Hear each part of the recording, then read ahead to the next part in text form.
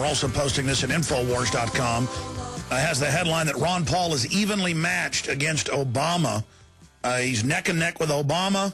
There it is, Gallup. Obama closely matched against Paul and Bachmann. So as I keep telling you, because I'm not just cheerleading here and saying Ron Paul can win. 3.5 years ago, I was just pointing out he's an underdog, but he should win. Now, if you look at all the hundreds of polls I've seen, different straw polls, he's number 1, number 2, or number 3. Now, that is a front runner. That's with them ignoring him or demonizing him. So they're definitely scared of Ron Paul. Now, shifting gears back to Webster Tarpley of Tarpley.net. Webster, any way you slice it, I'm not a fan of Gaddafi. But compared to al-Qaeda, there is such a thing as lesser of two evils. And he wasn't a total pig. I mean, he did build up the country and the rest of Africa. So, and we know it means civil war, death, destruction of a comparative jewel in the region. And this is the same reason they took down Serbia. Again, not a fan of Milosevic or any of those guys. But at the end of the day, why did NATO do this? Well, on the one hand, Gaddafi represents an ideological threat because of this Arab socialism, which he actually practiced.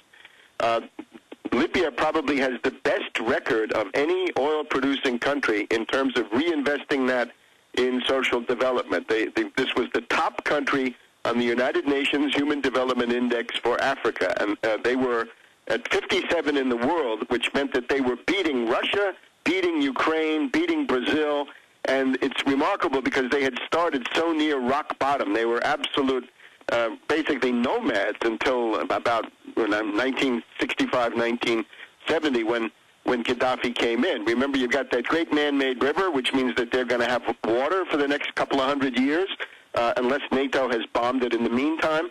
And that, health care was for free, housing allowances were given. These are the things that NATO hates. So they want to go in there now and privatize all that. And they had been, the weakening of Gaddafi is due to the fact that there was a first privatization offensive in 2003 when they demanded the partial privatization of certain of the oil. And because he was under the gun of what Bush had just done in Iraq, he felt that he had to make concessions. And unfortunately, that even reached up into his family. And now it's admitted that the 70-plus billion in banks is being stolen, the tens of billions in gold is now going to disappear, and stolen from the people of Libya. I mean, this is just so outrageous. Right. The frozen assets that the State Department has got custody of now, the U.S. part, I don't know how many billion there are, but there are quite a few billion. That's going to go into the Swiss bank accounts of these facemen like Jalil, Jabril, Hifter, the people who are running that Benghazi rebel council. And none of that will ever be seen as humanitarian aid. This is going to be a kleptocracy beyond your wildest Well, that's dreams. my next issue. Are they going to use Libya as their new al-Qaeda base to then menace the West? Yeah, you can imagine al-Qaeda piracy in the Mediterranean. No, it's funny. And if you go back to American history, in the early 1800s... Thomas Jefferson. The big concern was the Barbary pirates, right? Stephen Decatur and all this. So it meant that these ports in North Africa were the bases of pirates. And the pirates, of course, worked with the British because the British brought protection. Others couldn't. The U.S. couldn't and didn't, and therefore had to wage these wars. Today you've got the U.S. intervening in a place like Libya to reestablish piracy, but this time under al-Qaeda auspices. So this is going to have a big effect on the entire Mediterranean littoral, from Spain to Italy to Greece, all the way across. This is now going to fundamentally change what the Mediterranean looks like.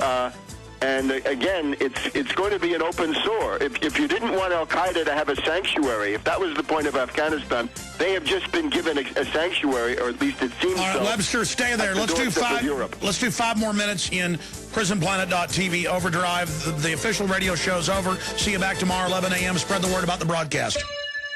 Okay, folks, we're in a little overdrive here at PrisonPlanet.tv with Webster Tarpley. Webster was bringing up the fact that reporters are being shot. A lot of things are happening, and Russia Today has gone with the story that a CNN reporter threatened one of their reporters and said, "You'll be lucky to basically get out of here alive." He interpreted that as a death threat. Webster, tell us about that. This is Mahdi Darius Nazem Roaya, and he's a guy that Russia Today had been interviewing basically every hour during the night now between Sunday and Monday. And some of these reports were very dramatic because he'd be sitting there and he said the security has disappeared, and there you could hear gunfire outside. There were snipers outside of the hotel. He tried to go out and put up placards saying, press, TV, don't shoot. And snipers were shooting at him as he was trying to put up these placards. And during the night, you could see him walking around the corridors of this hotel. Very eerie. But he says, now this is Darius Makhdi Nazem Rawaya says on Russia Today that the CNN correspondent, or one of them, came to him and conveyed what he interpreted as something threatening, which was, I'm surprised you're still putting out anti-NATO news. You know, that could be very dangerous. So this, I think, can be interpreted quite easily. And, of course, this is then the context of Franklin Lamb having been shot at the pool of a different hotel. The first incident is at the Rixos.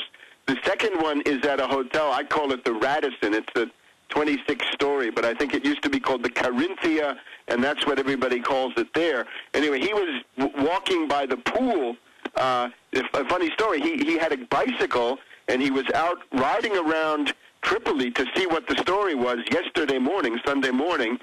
He did fine, and he found no particular evidence of rebel forces.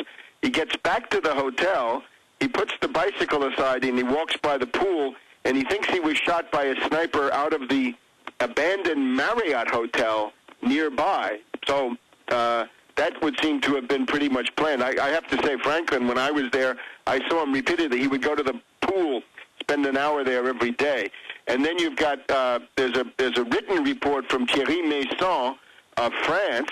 Franklin Lamb is from the U.S., Nazem Rawaya from Canada, Maison from France, and he put out basically a summary of what had happened. Right? By the way, he's a very well-respected reporter in France. Yes, and he's somebody who has lived in the Middle East. I mean, he's felt obliged to live in the Middle East since Sarkozy has come in, because it was getting too dangerous to be in France, and that seems to be the trend. Anyway. Well, there's no doubt the tyrants have gone into overdrive. They're trying to bring down Syria right now, too. Yes. Now, I think this is going to be a totally different thing. The merit of Gaddafi, I think Gaddafi has many merits. In terms, there's no need to apologize for Gaddafi compared to most of the people in the U.S. empire. This is clearly many cuts above. But the real merit of Gaddafi lately has been that he blocked this process of the color revolutions. Remember, they said, we got Ben Ali of Tunisia, we overthrew in January, and then we overthrew Mubarak of Egypt in February, and they really thought they could overthrow Gaddafi in March, and now it's August, and he is still fighting, he's still in the field, and who knows how long it will last, and what the outcome will be. I wouldn't want to guess.